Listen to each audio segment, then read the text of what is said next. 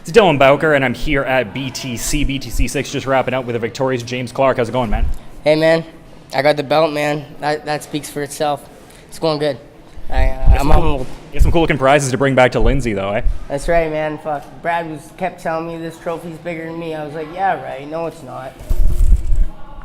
It's a little bit bigger, but hey, man, my little brother's out there telling my fans, I'm the little big brother. Fuck, I can take it. So anything surprise you in the course of the fight at all? Did Henry bring anything to the table that maybe had thrown you off as opposed to like what your preconceived notion of what his skill set would be? Yeah, I was thrown off just before the fight. I had one of my coaches, Justin Bruckman, tell me in the back room, hey, man, this guy's striking's good, his jiu-jitsu's good. It's gonna be a long fight. Could be a long fight. And I've been telling everybody first round, first minute, armbar. But then, you know, I am a humble person. I got my ass kicked 3 times in a row, came back, did this type of shit. I know what it's like to be humbled. I walked out there hurt Johnny Cash. That speaks for itself. But at the same sense, yeah, man, I knew right then him saying that because we've been drilling a little bit. I got Nick Cambasis in the back there. We've been just drilling, getting to half guard there and just working from it, you know. And that was the backup game plan aside from a stiff jab and to get in tight and stuff. But yeah, man, I executed the game plan perfectly, which I'm never get to say that in an interview after the fight usually, you know, unless it ends first minute armbar. But hey, man, you can't always count on those things. So I'm a real fighter, and I'm in it for the long run, man. Yeah, and you have that well-rounded game too, like the pad work with Braden Patton and stuff like that. Like, who are the key people in the process leading up to fight night? Fuck Braden Patton, man. There's another beauty. Yeah, he's actually making a comeback. 170 actually, a few months or whatever in Fight Quest. Actually, Fight Quest treats us pretty good. They're out at Montreal. It's on our native reserve. I'm a little native. You know, they allow a couple extra things that not other promotions allow, but it's where I got a part of my base from as well. I had 15 amateur fights, man. Dave had no amateur experience, so yeah, he impressed the shit out of me with just 6 fights like that, and to go the distance and make me work as hard as he did. I respect him way more than I ever did. I knew he was going to gain my respect even if I got that first minute armbar. Like one of his coaches, actually, that was in his corner, Z Lau, my manager over there, Brad De Silva, he used to be a promoter. He actually got me a main event title fight against Z Lau in my hometown, and I had my mom, my grandma, everybody in those stands, so I knew I couldn't lose. But that fight ended first minute armbar, and I don't know if I broke it, but his arm was messed up for a long time, and then he showed Dave my little special move there, so I knew he's seen it before, and yeah, he probably made the fight a little harder for me, but I wouldn't have it any other way, man. I'm not in it for the easy fights. 4-2 pro record. Whether he hasn't fought in 2 years or never fought at flyweight or fought cans before, he impressed me. You know, I ain't took no easy route, and that's the last thing you're gonna see me do is take an easy route. Next time I fight for this belt, it'll be another big name. I signed a 3-fight BTC contract. I'm just honored to be the main event, man. Who gets to be the main event of a pro show at 3 wins, 3 losses? Like that's not something. 4-3 now, right? Like going into this fight, I was 3-3 and Dave was 4-2. Now we're both 4-3, right? What do they say? One man's fucking garbage is another man's treasure. Hey, I take it, man. 4-3. I'm just honored. I'm working on being a little more humble. There's a fine line between confidence and cocky, and you're never gonna see me talk shit. Like even if I win 2 belts, you're not gonna see I'm gonna apologize to absolutely nobody. Like fuck that. I'm humble. I might be confident. I might try to sell it. I might talk a little bit of shit, but that's just so you can remember the name, because I was training with Mark De La Rosa actually last week. He did a little seminar. He's a current UFC fighter, 4 fights in the UFC, fought at flyweight and bantamweight, fought Tim Elliott, you know, good dude. But yeah, last thing I heard him say was like,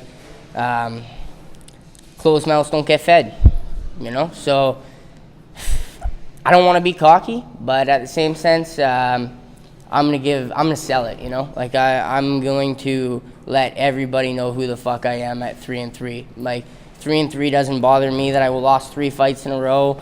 Here I am winning titles. I'm always gonna hold my head up. I walked out to hurt Johnny Cash there, but at the same sense, I did it with a fucking smile on my face. Rob Vevers, he wasn't too sure about my walkout song. He was telling Brad, I don't know about that walkout song, man.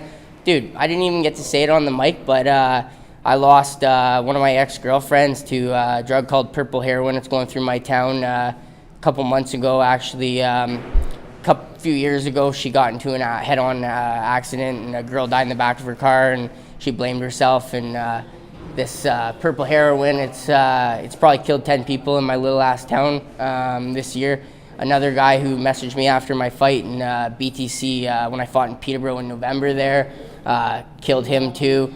5 other guys that I just know. So yeah, that's part of why I walked out to hurt Johnny Cash. I was thinking of them leading up to the fight all day.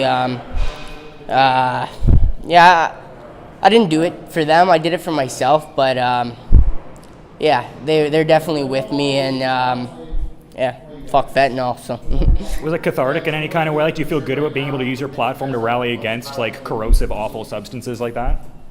Yes and no. You know, I mean, I guess this is, you know, we do all this for what, like a day of fame? You know, maybe 2 days of fame, because even the interviews and stuff, like yesterday, I had Andy from there, TSN, and that's one of Brad's friends who hooked me right up, actually, with some interviews yesterday. And nice guy, actually came up to his first MMA fight today. But yeah, I don't enjoy it as much the day before and stuff like that. I enjoy, obviously, these type of interviews. I won the fight. I get to fucking say whatever I want. It's perfect, right? Maybe I'll drink champagne out of this thing. You didn't forget your mouth guard this time? Yeah, exactly. Did I throw it at you? Yeah, I throw it every time, man. I always have a boil-in bite. And this is my first fight. I actually had one of those professional ones that fit in your mouth and stuff, so I wasn't gonna throw it at you tonight. If I had to, I would have. But no, man. I just wanna be known for my craft. You know, like I didn't get here, like I said, taking any easy routes. So yeah, I think I deserve everything I'm gonna get here in the next little while. But I'll probably take a couple months off, and you'll see me in September. Actually, I'm looking to get back in it next couple months and stuff. But the biggest thing is just enjoying the fucking wins, man. I never get to enjoy it, you know. Brad's gonna give me a bunch of offers for fights this week. Like, he's gonna throw Tony Laramie and all these fucking guys at me. I know he is. But and I'll take them eventually. But yeah, the next fight's I'm gonna think about it, and yeah. We'll be back in there right away, but my terms. I'm the champ now. It was a vacant strap, but now it's not vacant anymore. So come get it, flyweights. Let's go. It's been a long road since the whole homemade ring at Birch Point Road there, eh? Fuck, Birch Point Road, huh? You look at my Facebook, bro? Yeah. I built that ring, actually. I had 100 people telling me they were going to go on Facebook. That's actually a year before I met Joe. I had like 100 people telling me they're going to go. It fucking 80% rain. Like I said, I'm not no quitter. I fucking went through with that. I got the tarps. I was going to go through with it. We'll edit that. But I was going to go through with it. And like 35 people still showed up. I fought my buddy one other fight, quick little minute. But yeah, it didn't go the way I thought it went. But I still tried to recreate the fight quest, or the... Yeah, man, I wasn't... I love it, man. I love everything to do with fighting. I'll be back in the cage right shortly, brother. I think we're all looking forward to it, too, and you've been great with your time. I'm curious, though, if there's anything you want to add as a parting thought as we're wrapping up here, man. I'm honored to have my coaches and everyone by my side.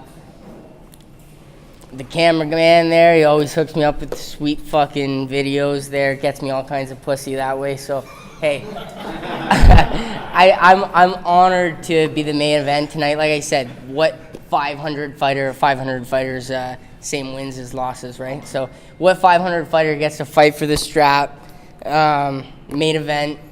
I mean, there was even bigger names below me tonight. Realistically, on paper, maybe I shouldn't have been the main event, but hey, man, people love personality, and that's what I got. I walked out second. I think BTC is trying to build me up, you know. I always try to be the underdog in a fight because it's easier to be the underdog and come out the champ. But it was clear to me that I was the favorite tonight, and you know, usually I kind of see it that way if I'm the second fighter walking out. But no, man, I'm just honored. BTC loves me, and right back at you, BTC. It was a great way to wrap up BTC 6. We got your new flyweight champion. He's a true unit. He's a one-of-a-kind character, James Clarke. It's Dylan Bowker with BTC Fight Promotions. Hey, man, maybe.